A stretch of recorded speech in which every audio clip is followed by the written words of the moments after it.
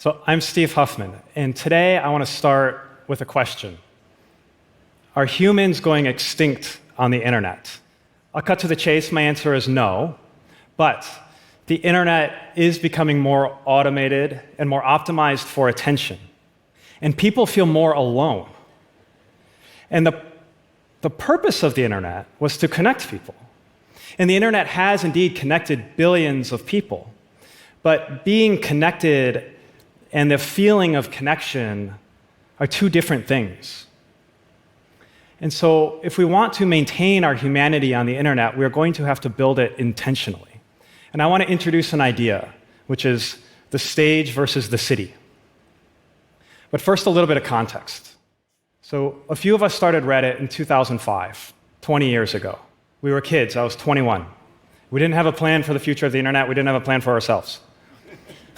The idea was very simple. We wanted a place where people could share links from around the web and talk about them. And submit links and talk about them, they did.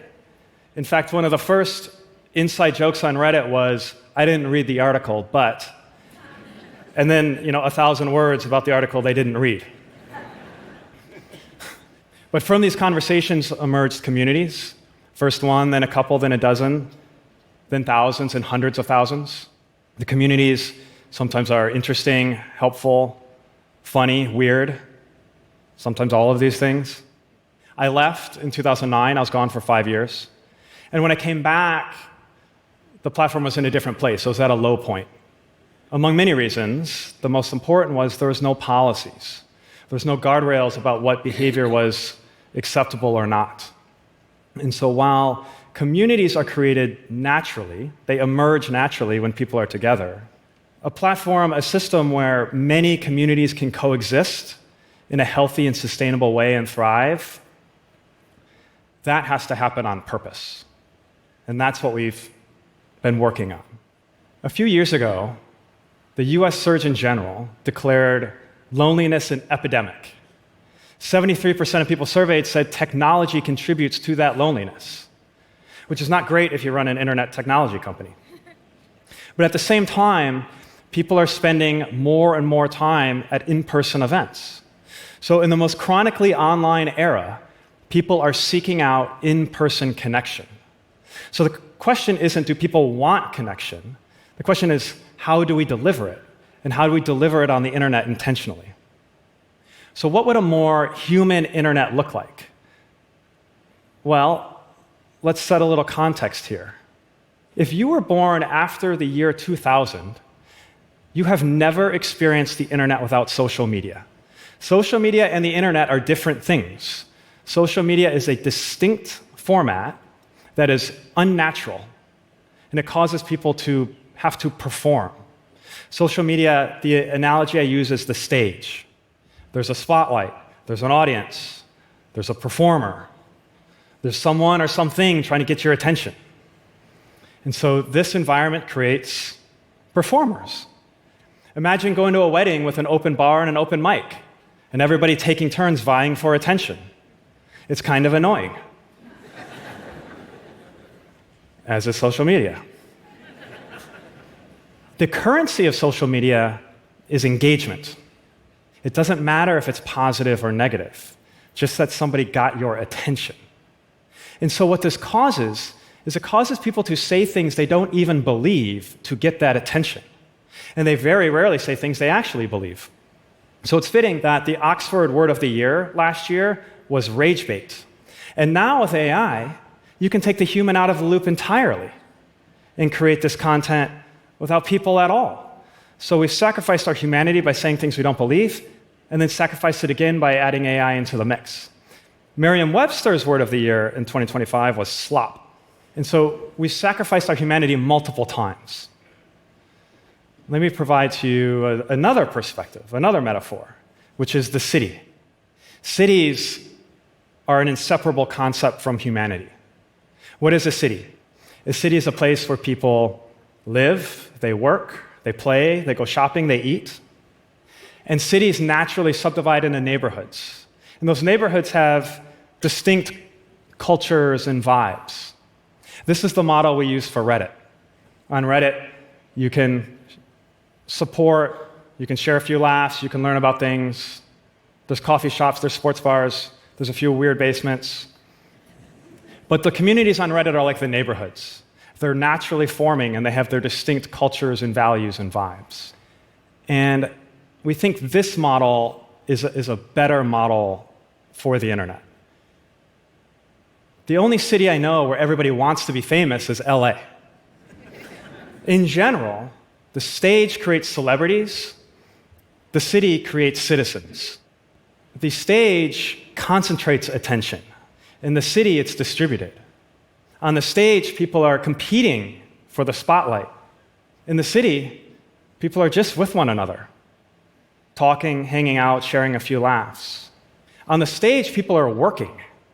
Literally on social media, people are working to become rich and famous. You can't become rich and famous on Reddit. I'm sorry. The stage uses likes and algorithms to decide what to put in front of you. On Reddit, we use the upvote and the downvote. The upvote, you understand, the downvote is very important.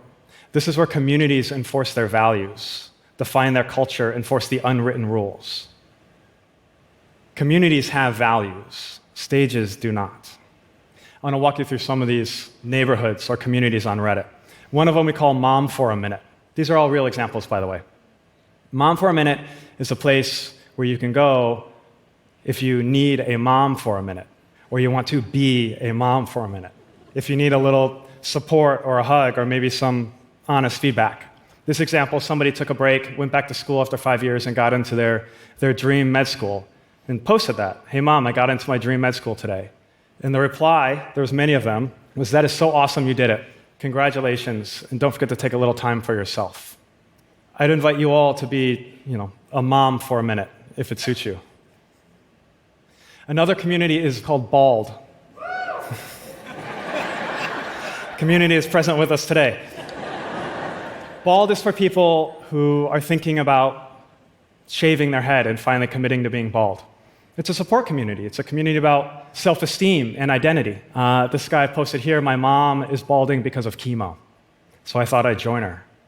You can imagine the responses here, how supportive people were. Those responses made it back to the mom, who was overjoyed and said, this is probably the most supportive community on Reddit. I would also invite you all to be, bald for a minute. Finally, another example. Am I the asshole? Don't answer that. Okay, Am I the Asshole is one of the largest communities on Reddit. 100 million people visited this last year alone. It's where people pose moral questions, and they're not all high stakes. For example, would I be an asshole if I uninvited my mother-in-law to my baby shower? The context here in the small print is she's kind of mean to me, she makes these snarky jokes. Some people asked for more information. A few people said you're not the asshole, but the overwhelming consensus was you are the asshole. The specific feedback was this is a nuclear-level response to a small issue, or you have a husband problem, not a mother-in-law problem. Okay, so we posed the same prompt to an AI chatbot, and it said, you are not the asshole. You are brave. That's not petty, M dash. That's protective. So, okay, no judgment here, but what do we get in a world where you strip out humanity and the moral advice is constantly gassing people up and affirming them? On Reddit, you get tough love, but that is what a community is, and that's where the values come from. And we believe this is essential. We've been doing this 20 years. We've seen a few things. Some of our observations. The first is we get to see how people behave when nobody's watching. Reddit is public, but it feels private. And what we see is that people are neighborly, the way they are in a city. We see that people aren't just good, they're actually overwhelmingly good. When you strip away all the incentives of social media, we see that people just want to be helpful and interesting and funny, which is a very different perspective than I think one might get if their view of humanity is through the lens of social media.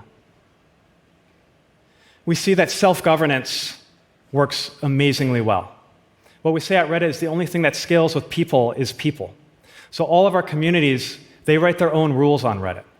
Far and away, the most common rule within Reddit communities is some form of be civil. AI doesn't have values. Well, actually, it does, but those values are programmed in. And I think it's worth considering who did the programming. And finally, one of the biggest misconceptions: Reddit is mostly anonymous. People think mostly anonymous, that must lead to bad behavior. No. The context and the incentives lead to good or bad behavior. People being anonymous actually is safety. It gives people the freedom to be themselves and say what they really think. What we've learned about cities is that cities are organic organisms. They're living organisms created by their citizens. Everything interesting about the city that we're in was created by the people who live here, as is everything that was interesting on Reddit was created by its users. We didn't design it, it emerged. That's what you get when you let people be people. Now, don't get me wrong, I'm not actually anti-AI. It is very powerful and very practical. Sometimes you just need an answer. You can go to an AI search and ask, what's the best way to cook rice? And get an answer. You can go to Reddit and get 100 answers, but sometimes you just need one, and that's fine.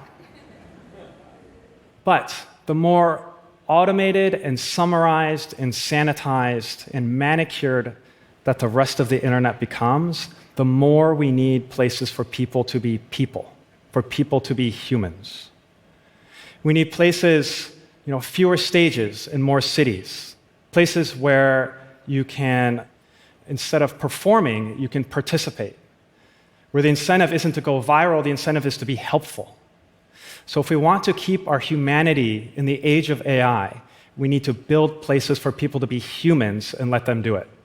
Thank you.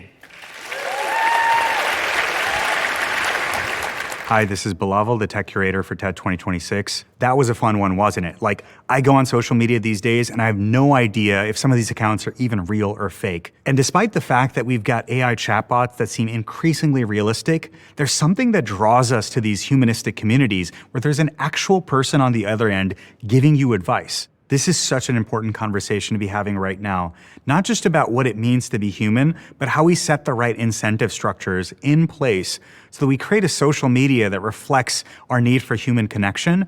Advice that you get from an AI could be amazing, but the fact that a real human being that has had a lived experience gives it to you just makes it far more profound and relevant. I can't imagine a better time for this talk as we've got AI agents, social media, all competing for our attention. Along comes Steve, painting a picture for what it would be like to forge a real community and human connection on the internet.